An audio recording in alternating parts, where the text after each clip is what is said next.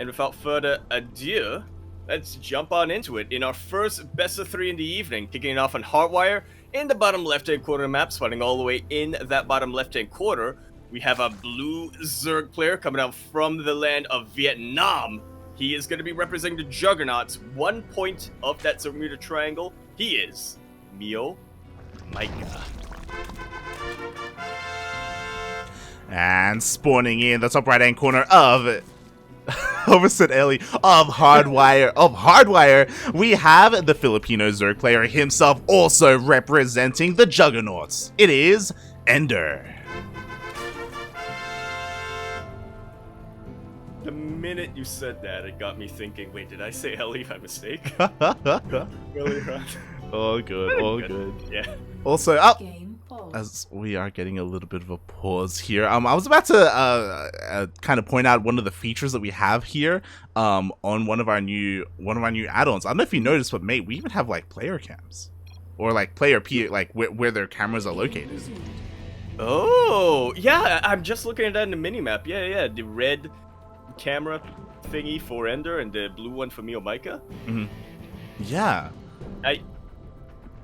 I imagine they might be easily missed in some of the maps just because of the, the color that they are. But that is really cool.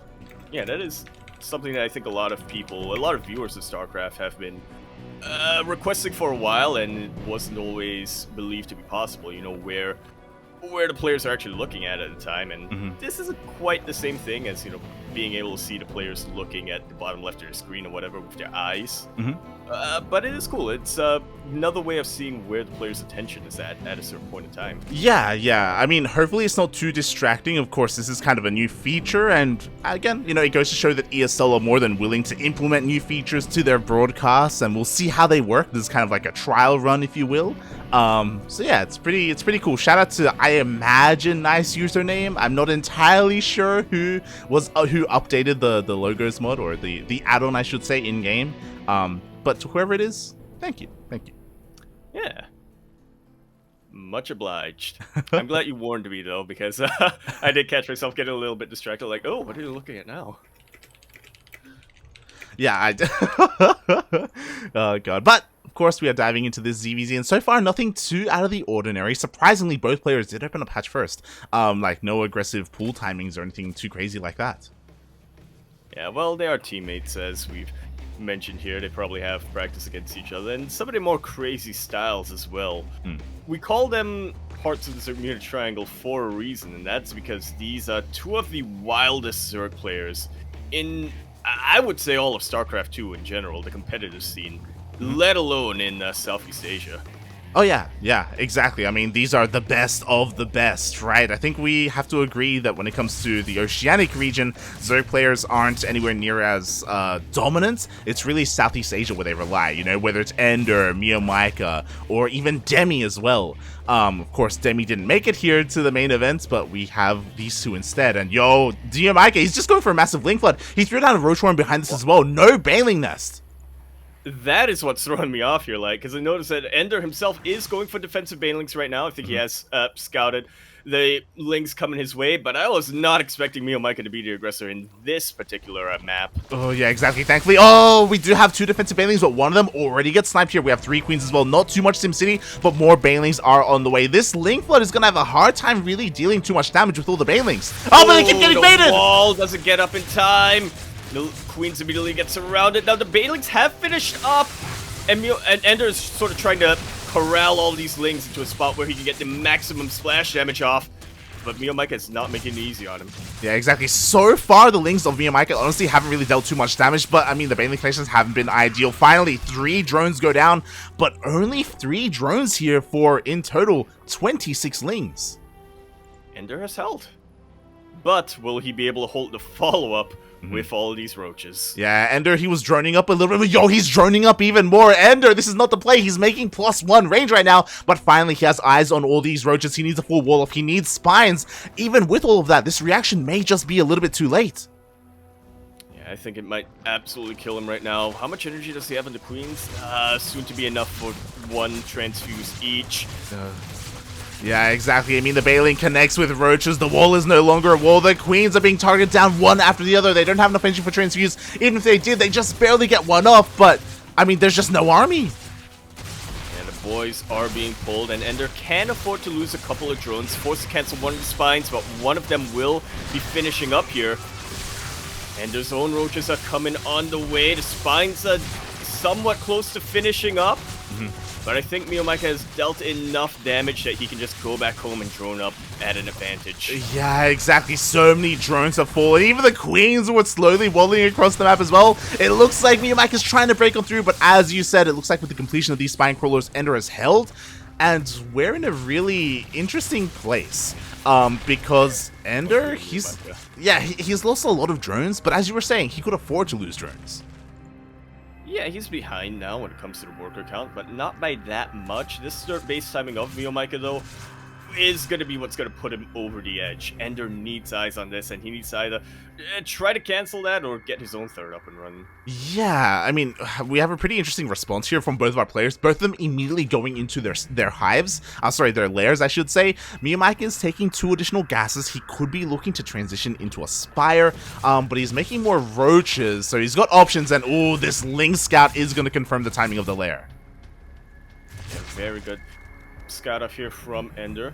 So he knows that technologically, when it comes to the tech, he is about on par. I'm just worried about the Sir base, man. I think EnDerr might not realize how much further ahead MeomaikA is. Yeah, because of this, he will have a lot less larva to work with. It's not the biggest of deals. Like, again, the drone counts are kind of evening up. MeomaikA still has that lead. I'm just really curious what the purpose of the Spire is going to be. We see for MeomaikA, okay, he's just going to hammer down that Roach key. He's working on Glide Reconstitution, on Roach speed, I should say. EnDerr looking to do the same. Yeah, there may be a bit of a timing here where EnDerr, if he focuses on producing nothing but Roaches, can hit a very good timing where he's able to actually overwhelm MeomaikA's forces right now. Not entirely convinced of it, though, as MeomaikA is still... He isn't neglecting his own Roach count. Now, he is going to be behind in the upgrades, in all fairness, but... At a certain point, numbers do... the quantity of the Roaches do... overtake the quality of them. Yeah, they do. And over time, MeomaikA should have that advantage. He's even immediately taking 2 of his gases as well. So his economic advantage is just getting larger and larger here. And it's something that we don't really talk much about for MeomaikA. You know, he's not known for his macro. He's known for his crazy aggressive plays, which is what we saw early on. And it's just gotten him a little bit ahead. I say a little bit. EnDerr has one thing going for him, and that's his upgrades. We saw like that really weird timing with +1. It's like, oh my god, like, is this just going to kill you because you're investing in upgrades? Well, like, it's gonna be paying off. Yeah. EnDerr has not droned up at all here. He stopped at 41, and if you've watched EnDerr in the recent weeks, you know this is kind of the magic number for him, at least for a little while. Yeah, exactly, and I wouldn't blame it if EnDerr, he just makes this third base and just makes nothing but Roaches and hits a timing with +2. And like, this upgrade lead is going to be pretty massive. So MeomaikA has to be a little bit careful not to drone up too much, which he may have. Yeah, but thankfully for MeomaikA, he was being very, very active with his lings. He was able to catch all these Roaches moving across the map, so he himself has also stopped droning, and he is producing nothing but Roaches to defend 18 at a time. That's how much larva he's afforded with this third base. Yeah, EnDerr hitting a little bit too early here. He does have a double upgrade advantage, but his own army is split up, and with the defender's advantage, MeomaikA has more than enough to defend. Wow. EnDerr made a beeline across the map with his entire army, immediately saw what MeomaikA had and had to make a turn around 180 degrees. Yeah, I'm honestly surprised. I thought he was going to wait for +2. I thought like +2 was the way to go for it, but instead he hit with 1-1. And I mean, sure, he had the upgrades. I mean, sure, he had that going for him, but it just wasn't enough just because of the sheer economic advantage that MeomaikA has, and now he's here across the map. Immediately he pops that Spine Crawler, and these Roaches are not too far behind. Forced to pull the boys once again. And this looks like the beginning of the end for EnDerr. Yeah, exactly. Roaches falling left and right. He just doesn't have the numbers. Again, killing all those drones early on was just the game-winning move there for MeomaikA, as he is so far ahead in supply. +2. He might even cancel +2 here. No, it's gonna finish. Or is it? Yeah, it's gonna finish. Just barely it finishes, but it doesn't even matter. Anyway. Oh, man. Oh, man. Well played by MeomaikA here. Yeah, GG. Well played. MeomaikA takes the first game. Yeah, in pretty convincing fashion as well, I should say. It didn't rely entirely on just sheer, on these aggressive openings that we typically, I think, saw from him in the past. Mhm. This was still fairly aggressive, in fairness, but much more economic focus. He did back away when he needed to, Yeah. and just focus on building. Yeah, like, I'll be honest, like, EnDerr had the tools to defend, but we saw, like, his control with his banelings had much to be desired, right? Like, there were multiple times where I think maybe, like, 3 banelings in total were sniped with only 1 or 2 lings. Yep. Like, they were kind of wasted there. Yeah, what was the old meme that we had from MeomaikA? Where he is a player who will just instantly lose 10 lings to 1 baneling because he wasn't looking. Well, I wasn't looking that much at the minimap here, Light, if I'm being honest. But I have a feeling he was paying more attention now to his army. Mm-hmm. Oh, yeah. I mean, you know what? That was like the first game of the night, I'm sure EnDerr is going to be, shaking that rust off a little bit. I imagine it's going to be a little bit better moving forward here. But yeah, like, again, like, he was honestly pretty well set up there to defend, just, lacked a little bit in the execution. Yeah, I guess the timings were just a little bit off here for him. Because, at certain different points, after holding the initial Ling Flood, he droned up, and that was the exact wrong time to drone up. He moved out before +2 was finished, and that was the exact wrong time to push out. Yeah. But, again, it's kind of ZVZ. Mirror matchups, they happen that way at times. And now, here we go as we dive into game number 2. Indeed, we are. And it is, of course, going to be on Glittering Ashes, where in the top right-hand corner of the map, spawning all the way in the top right-hand corner, we have our blue Zerg player who is already in an advantage in this best of 3. He is, of course, going to be representing the Juggernauts all the way from Vietnam. We have MeomaikA.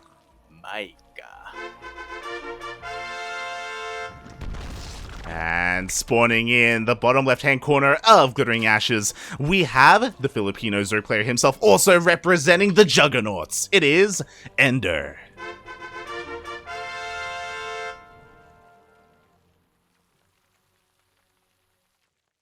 And just like that, I'm kind of noticing in the videos here that our players are kind of uncharacteristically avoiding the shorter maps. We're not going to be seeing Berlingrad in this series. We're not going to be seeing Curious Minds. Instead, we saw Hardwire, which is the most standard map in the current map pool. And now Glittering Ashes, which is the largest map in the map pool. It's interesting. Not the longest rush distance, but... Yeah, it's interesting because, like, both these players have a really big reputation of being incredibly aggressive, overly aggressive at times. And I have to wonder if their practice has kind of led to this. Calibre, who I believe is in the chat, and he's also the team owner, was letting us know that both these players were practicing quite a bit together. As teammates should, right? So I imagine because of that practice, it's possible that they were both like, yeah, nah. Things get real chaotic on the small maps. We want none of that. I like to imagine that the AoE helped MeomaikA a little bit in that, influencing how he's playing a little bit slower. It's possible. But speaking of MeomaikA, if you noticed, he did open up with a pool first this game. No earlier gases though, so this is a safety pool. He's going to get a queen first, going to get a couple of lings. Not overly aggressive, I imagine, just a little bit concerned that maybe EnDerr would have rushed him with a 13-12 or a 12 pool or something. Now, you say they practice against each other. Really, what it was mind games. In the lead up to the regional, they were just, hey, let's practice, bro. All right, this is how I'm gonna play, and this is how I'm gonna make you think I'm gonna play. It's possible. I mean, the other interesting thing, I miss casting MeomaikA. We used to cast MeomaikA on a weekly basis. Sometimes bi-weekly. Yeah, and even here, like, going for the pool first, he didn't make any lings. He just used it just for the early queens. To be fair, if his overlord saw any lings coming, I'm sure he would have made lings of his own. But because of this, like, the early pool, it doesn't really impact his economy too badly. As we can see, he already has that worker lead. Yeah, just like so. And it does also mean that he has a healthy amount of lings to, as you said, if need to defend, he can use them defensively, or if to go across the map. This is a very good way of securing the map control early on. Yeah, it really is. Speaking of map control, EnDerr once again going for that early Baneling nest. Again, it is a safety Baneling nest in case you get link flooded, so you can defend quite easily. Meanwhile, MeomaikA, for the second game in a row, skips it and goes for a hidden Roach Warren. Interesting. I guess this is just how MeomaikA likes to play nowadays. Yeah, just switching things up. Meanwhile, Ling does get in, and yo, the Ling gets behind the mineral line, and EnDerr will confirm the Roach Warren timing. This is how you can tell they've been practicing together. EnDerr in the past would not have been that thorough with his Ling. Yeah, exactly. Meanwhile, again, the difference between these two players, EnDerr fully walls off, so MeomaikA's in the dark when it comes to what EnDerr's doing. And yo, EnDerr is going for 2-base lair. Okay, we'll have to watch the gas count right here, because this can get very explosive very quickly. For now, MeomaikA does confirm that EnDerr is going for the Baneling nest, and EnDerr, in response, will be harassing this third base. Ooh, even forces a cancel, does get a kill on that drone. Meanwhile, every single gas is being taken right now by EnDerr. This is a bold move. Why? Because if EnDerr intends to go 2-base Muta, he's scouted the early Roach Warren. How do you counter 2-base Muta? Mate, you kill your opponent with a Roach push before they get any Mutas out. But maybe because Mio got scouted, he doesn't intend to make Roaches. Well, not now, I mean. Yeah. Anymore. Well, he may as well go across the map and see whatever he can get done. You know, worst case scenario, he forces EnDerr to prematurely make a couple of Mutalists, and MeomaikA scouts him now. And yeah, like you said, MeomaikA is the type of player who, if his opponent scouts what he's doing, he will scrap it entirely and come up with something different just to keep them guessing. And this is one of the few times where I think it's actually going to work against him. Exactly. Like, this is almost like a mind game by EnDerr. Like, he's playing the player right now, and I love it as he goes for another run by, and there's not enough DPS. That's a kill, not a cancel at MeomaikA's third base. And exactly what you said. Usually, if MeomaikA is going for something, and if he gets scouted, he will switch gears. So he throws down double Evo Chamber for double upgrades. He's been droning up. He hasn't been aggressive. He hasn't been making use of his early Roach Warren at all. So EnDerr is getting away with his Spire. All you MeomaikA fans at home watching, you better cross your fingers that he is making queens. He is throwing down a Hydra Den, so that will help him inadvertently. But yeah, that Spire is just about going to finish up, and MeomaikA is not going to have Hydras for quite a while after EnDerr has Mutalists. Yeah, quickly looking at the vision of EnDerr, he did in fact see that Hydra Den, so he's well aware of MeomaikA going Roach Hydra. Meanwhile, MeomaikA, despite his lack of information, knowing that his opponent has been on 2 bases for a very long time, he can kind of cross off a couple of like conclusions. He saw all the spines at the natural. He should be aware of the Muta, so he himself is also preparing for them.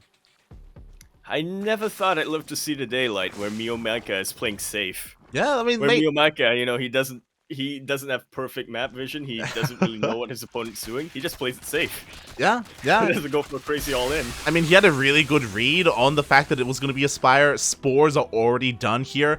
I mean, sure, a couple of Overlords are going to go down. Like, the Mutas are going to deal some damage, and they are going to contain MeomaikA to 3 bases. But they're not going to do too much more because anti-air is already on the way. Yeah, the Spore Crawlers have already finished up. A couple of Hydras, have actually finished up already. Yeah. Muscular Augment's not that far off either. Exactly, so very nice reads and responses here by both of our players, to be honest, like, to get to this stage of the game. But I think we have to give the edge here to MeomaikA just because, like, Mutas are a really big investment and they have to do something. They have to do more than just kill 2 Overlords. Yeah, they need to kill at least 3, ideally more. At least 3, mate. Let's go! Up!